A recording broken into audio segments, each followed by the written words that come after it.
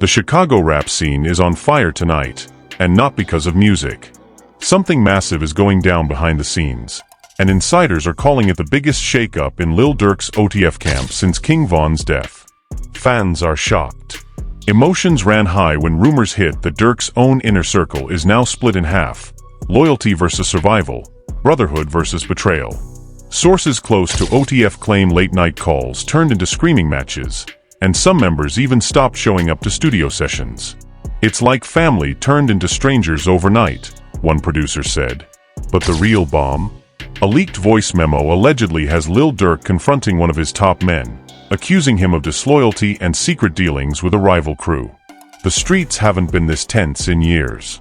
Everyone's talking, nobody's safe, and Durk hasn't said a single word publicly. What caused this sudden divide in one of Chicago's most feared teams? Is it money, power, or something darker? Stick around, because what's unfolding right now could change the rap game forever. The story opens on a cloudy Chicago night: gray skies, heavy energy, and whispers spreading faster than the rain. Everyone in the streets feels it. Something's off inside OTF. For years, Lil Durk's camp has moved like a family, tight, loyal, and unstoppable. But lately, it's been cold glances, missed calls, and studio sessions turning silent. In the OTF mansion studio, the red light glows. Durk sits in front of the mic, hoodie up, eyes low. He's recording a verse that sounds nothing like the usual flex. It's pain, it's anger, it's confession. "You can't trust nobody, not even your blood," he mutters between takes. His engineer, D-Lo, looks nervous. He's seen that look before, the same expression Durk had when the news of King Von's death first hit. Outside the booth, phones buzz non-stop. Screens light up with gossip blogs dropping cryptic headlines. OTF splitting? Members missing from Durk's recent show. Fans flood comment sections. Durk need to clean house FR. What happened to loyalty? OTF falling apart. Durk ignores it, until his phone rings again. It's Buka 600. "Yo bro, we need to talk," Buka says, voice tense. Durk exhales. "If it's about that rumor, I ain't trying to hear it." "Nah, this ain't rumor. Somebody from our camp leaked your unreleased verse. The one with that line about snakes in the grass." Silence. Durk looks around the room. Only 3 people had that file: his engineer, his manager, and one of his closest friends, Memo 600. "Send me the link," Durk says quietly. Within seconds, he's scrolling through a fan page reposting the leak. The verse plays through tinny speakers, his pain, his message, out in the world before he was ready. The caption reads, "Durk sends shots at his own team." He slams the phone down. "I'd bet." By morning, the entire city's talking. Bloggers dissect every lyric, YouTube channels go live, Twitter threads multiply. Some say Memo 600 is the mole. Others blame outsiders jealous of OTF's rise. But the truth? Nobody knows, not even Durk yet. A week later, OTF's group chat goes dead silent. Studio invites get ignored. Fans notice that Lil Zay, usually front row at Durk's shows, hasn't been seen with him in months. The vibe is weird, even the promoters feel it. One of them tweets, "OTF energy don't feel right lately." Durk's manager, Chino, tries to keep business running. "Bro, you gotta address it," he tells Durk during a late-night call. Durk shakes his head. "Address what? Family business ain't for the internet." "Yeah, but the internet already made it their business," Chino replies. Silence looks guilty. Durk ends the call and scrolls Instagram. Every other post tags him in speculation. Durk fighting demons. Durk versus his team. OTF civil war. Even old rivals from 300 and GB start chiming in, dropping laughing emojis under gossip posts. He knows what that means. The streets smell weakness. That same night, Durk drives to a quiet lot on the south side, headlights cutting through fog. Buka 600's already there, leaning on his car, smoking. "I told you it was coming," Buka says as Durk steps out. "What you mean?" "Bro, too many people eating off your name. Some of them feel like they bigger than OTF now." Durk stares at the ground. Who you talking about? Buka pauses. You already know. Durk clenches his jaw. Memo. Buka nods slowly. He been talking. Saying you forgot where you came from. That you only look out for yourself now. And somebody close, been feeding blogs info. Durk laughs, but it's not humor, it's disbelief. Same man I fed, same man I put in videos, now saying I switched up? Buka shrugs. That's how it go when money get big and love gets small.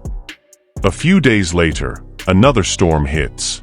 A new blog post drops, leaked texts between Lil Durk and Memo 600. Tension explodes over loyalty. The screenshots look real, too real.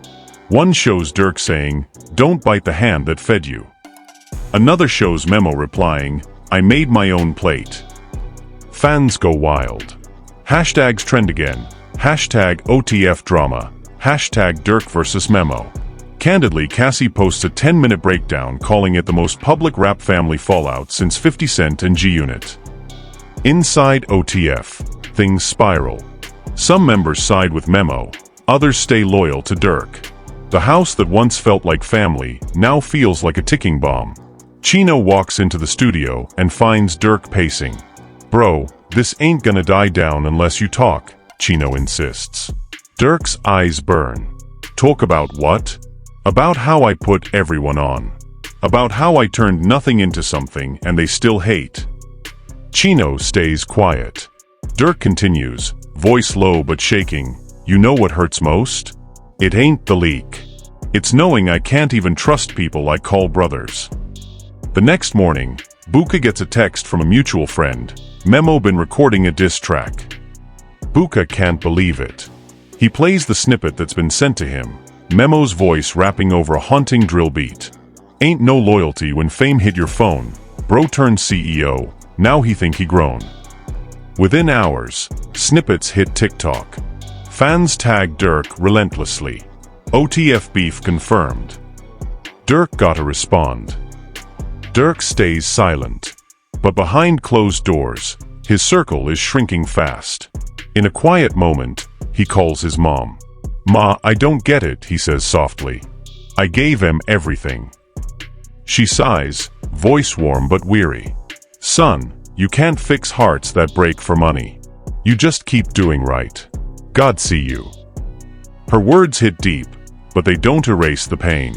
Because while Durk's holding back his side, Memo's side keeps feeding the fire, posting cryptic captions, going live on Instagram, throwing subs. A few nights later, Durk finally breaks. He goes live on Instagram. Tens of thousands tune in instantly. He sits quiet for 10 seconds, letting the comments flood. Then he speaks. "A lot been said. I ain't gonna name no names. But if loyalty means something to you, keep it real when I'm not in the room." Fans spam the chat. He talking about Memo. This finna get ugly. Durk ends the live abruptly. No names, no explanations. But the silence after his words feels louder than the music ever could. That's when things take a darker turn. Screenshots start circulating. DMs between anonymous accounts claiming to have proof of inside setups, street debts, and betrayal. Whether real or fake, the drama's out of control now. Bloggers feast on it. Say Cheese TV uploads the inside story of OTF's divide. Comment sections explode. Durk too loyal for these dudes. Nah, he changed after Vaughn. OTF turning into G-Unit 2.0. Amid all the chaos, one truth lies buried, the ghost of King Vaughn. Ever since Vaughn's death, OTF hasn't been the same. He was the glue, the balance between street loyalty and music business. Without him, egos filled the void. Durk replays old footage on his phone, him and Vaughn laughing in the studio. "You gone but still here, twin," he whispers.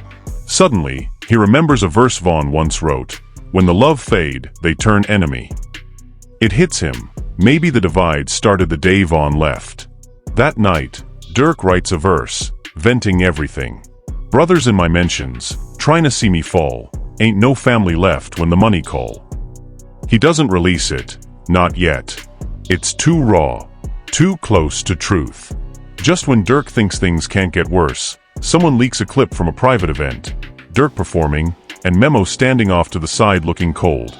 Not clapping, not smiling. The clip goes viral with captions like "Durk performs, Memo plots."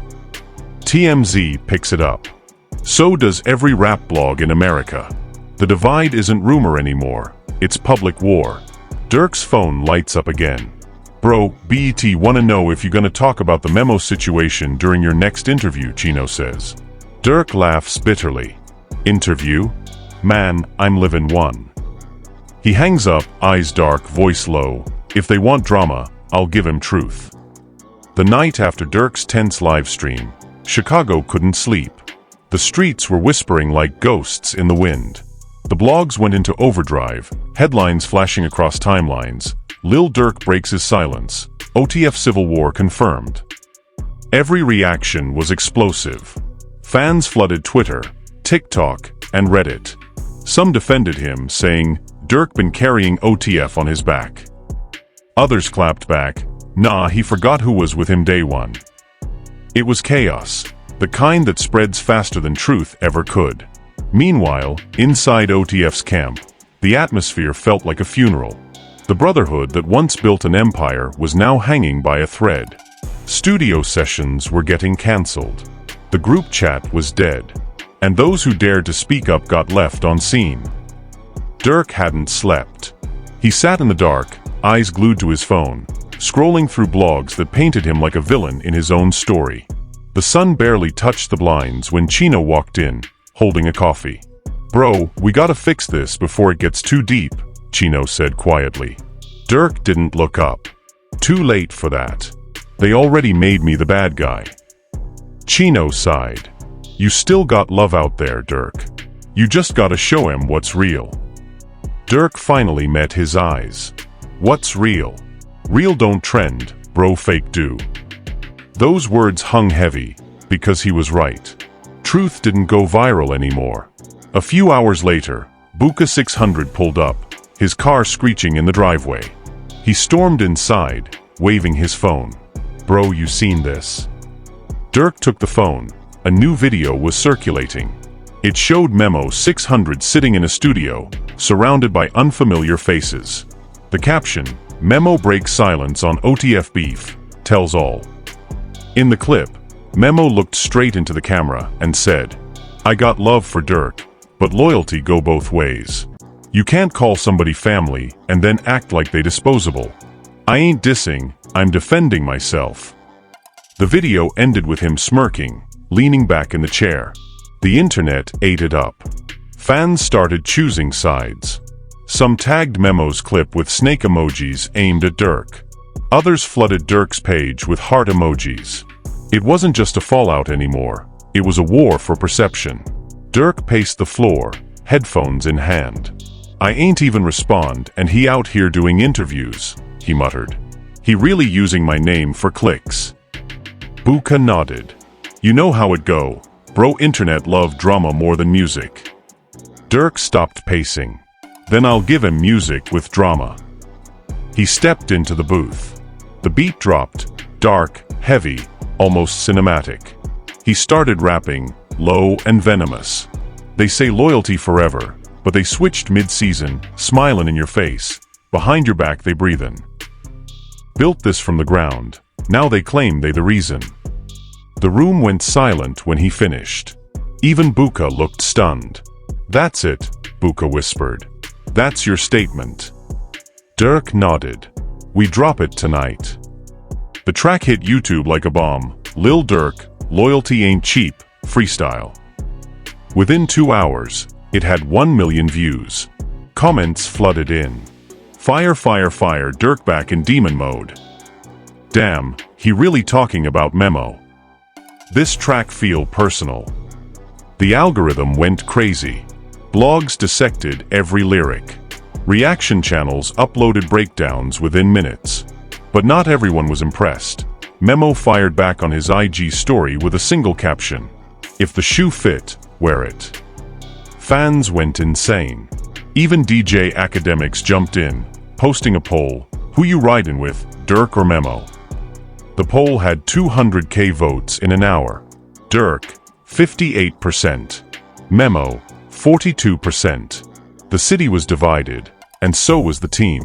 2 days later, Durk called for a closed-door meeting. No cameras, no outsiders, just the core OTF members. It was held at a hidden warehouse studio, away from prying eyes. Buka, Chino, Dilo, and 2 other members showed up. Memo didn't. Durk sat at the head of the long table, face unreadable. "All right," he began slowly. "Y'all know why we here. Ain't no music without trust. And right now, I don't trust nobody." Silence. Everyone avoided eye contact. Buka finally spoke. "We family, bro. This ain't how it's supposed to go." Durk leaned forward. "Family? Family don't leak songs. Family don't go live throwing shade." Dilo shifted in his seat. "Maybe it ain't that deep, bro. Could be a misunderstanding."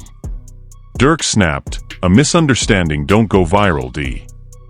The tension was thick enough to choke on. Then Buka's phone buzzed. He checked it, his face turned pale. "What now?" Durk demanded. Buka slid the phone across the table. It was a tweet. A clip of the meeting. Someone inside the room was recording. Durk froze. Who the hell recorded this? Everyone looked at each other, wide-eyed, guilty, afraid. Someone inside was still feeding the blogs. Within hours, the leaked audio from that meeting spread like wildfire. You could hear Durk's voice shouting, "I don't trust nobody," followed by someone saying, "You paranoid, bro." The internet twisted it immediately. New headlines popped up, Lil Durk loses control, screaming match with OTF members. OTF falling apart in secret meeting. Even though the truth was more complicated, nobody cared. The drama had its own momentum now. Durk's phone rang non-stop. Sponsors, event planners, even label reps, all worried about his image. "Bro, you gotta fix this," Chino urged again. "Do an interview, tell your side before they bury you." Durk's voice was cold. "Let him talk. I'll talk when I'm ready."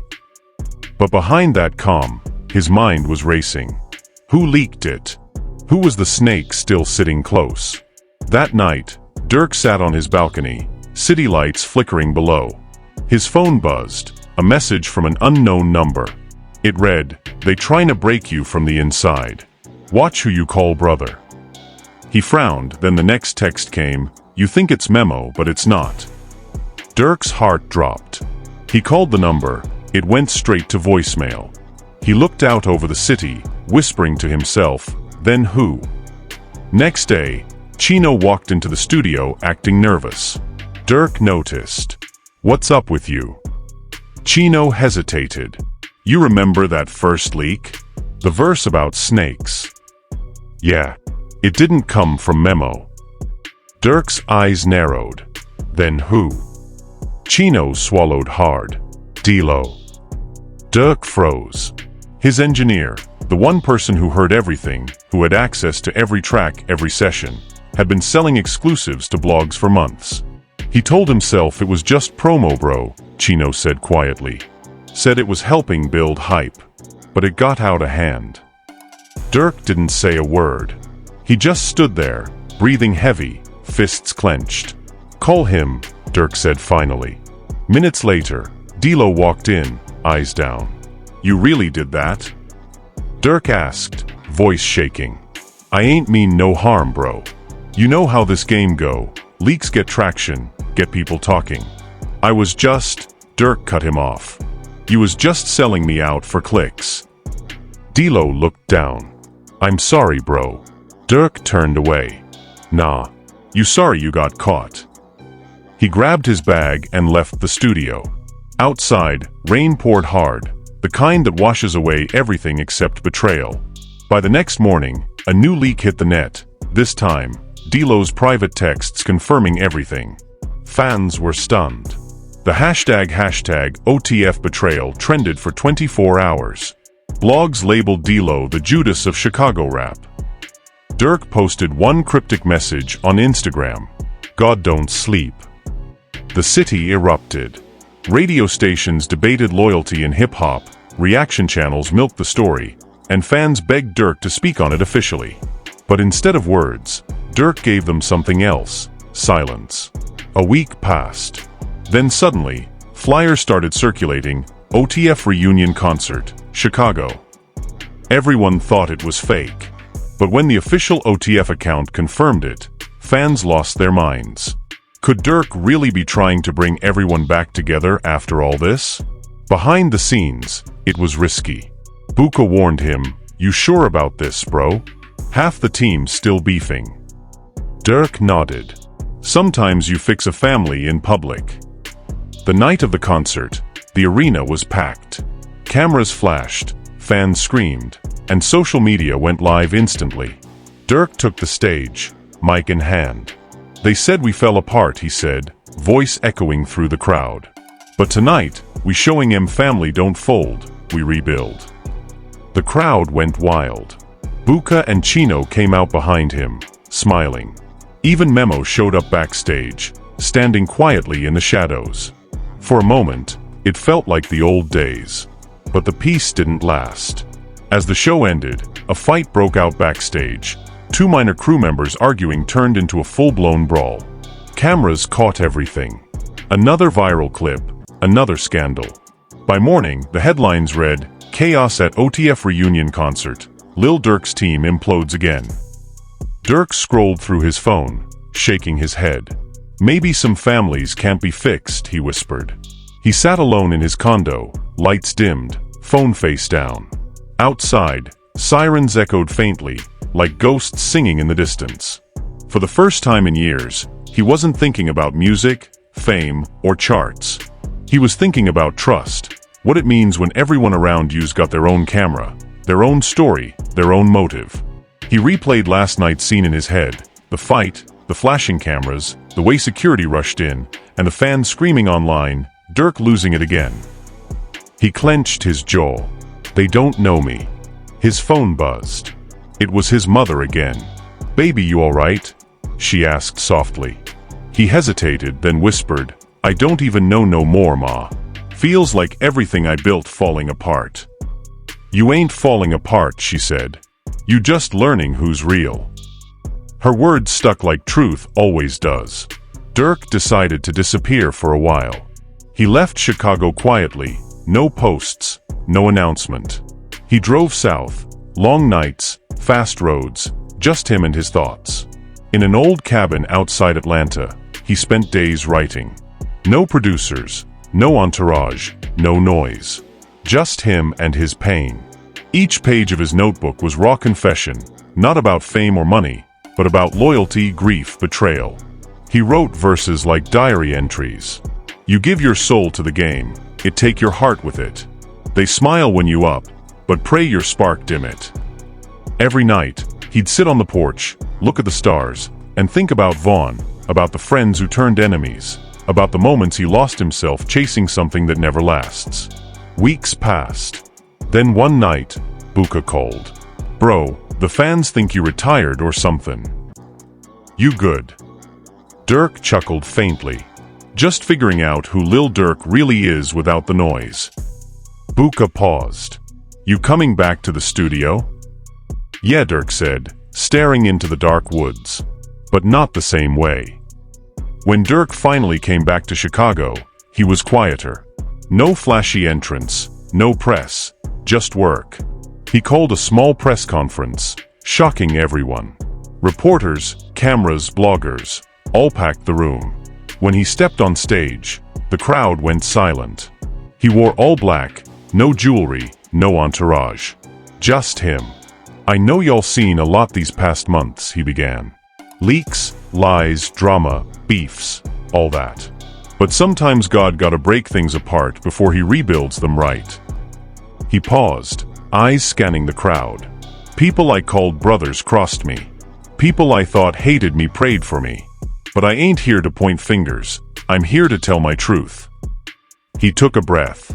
"OTF ain't dead. It's just reborn. The snake's gone, the fake gone. What's left is real." The room erupted in flashes and applause. The clip hit the internet within minutes. captioned Lil Durk addresses OTF drama, rebuilds from the ground up. Fans flooded the comments, "Goat energy, fire, fire, fire, realest thing he ever said." He finally at peace. Durk's new project dropped 2 weeks later, The Divide, Rebirth. It wasn't just music, it was therapy. The beats were darker, the lyrics deeper. Each track told a story of betrayal and rebirth. The first song opened with a sample of Vaughn's voice saying, "Keep it real, twin." Fans cried, critics praised it, and overnight the album shot to the top of the charts. But for Durk, numbers didn't matter anymore. He wasn't chasing validation, he was chasing peace. He reconnected with Buka, patched things up with Chino, and even had a quiet sit-down with Memo. They didn't hug. They didn't cry. They just looked at each other for a long moment, two men who'd been through hell and made it out alive. Memo broke the silence. "Ain't no beef no more, bro. Just lessons." Durk nodded. "Ain't no love lost, just boundaries." That was the closure both needed, even if they'd never admit it. Months passed. Chicago started healing too. Fans saw Durk performing again, smiling again, laughing again. The energy was different, calmer, wiser. But one night, during a sold-out show, he paused mid-performance, looking out at the crowd. He said into the mic, "If you ever lost somebody or felt betrayed by someone you love, remember this. Pain don't mean you weak. It mean you still got a heart." The crowd roared. Some fans cried. Others threw their hands up, screaming his name.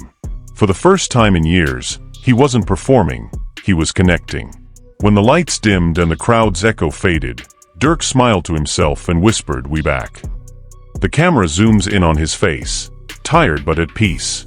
Narrator's voice fades in. After the storm comes clarity. After betrayal comes truth.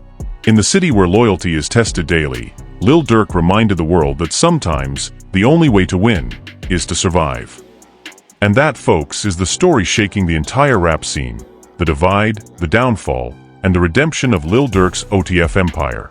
From loyalty tests to viral leaks, from betrayal to rebirth, this was more than drama. It was a reality check for every artist chasing fame in a game that never sleeps. Fans are still debating, did Durk really forgive everyone, or did he just play it smart? Some claim this new peaceful Durk is temporary, while others say this is the mature version Chicago's been waiting for. Either way, one thing's undeniable: the story of Lil Durk's divided empire has become one of hip-hop's most unforgettable sagas. But what do you think? Do you believe the OTF family is truly back together, or is this calm just the eye of another storm? Drop your thoughts below. We want to hear your take. Speech balloon, comment your opinion. Hit that like button if you think Durk handled it like a boss. And don't forget to subscribe for more real mix drama, breaking stories, and exclusive rap scene deep dives. Because in the world of hip-hop, the truth changes every day, and here we bring you what the streets won't tell you. Fire, stay tuned. Stay real. Stay watching. This is your channel for the rawest rap stories, where facts meet fire, and loyalty always gets tested. Until next time, keep your eyes open, because in Chicago, every silence hides a story.